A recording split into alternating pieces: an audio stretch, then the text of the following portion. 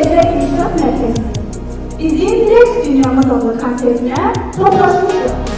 Bugünkü konsertimizdə siz uzun illər mərkəzimizdə çalışan, rəqs sənətinin sizlərini böyük həvəslə yetirmələrdə öyrənən, qabaqcıl dəsti rejissi olan Müsait Samirəni bir-birindən gözəl, maraqlı, rəngarəng rəqslərini izləyəcəksiniz.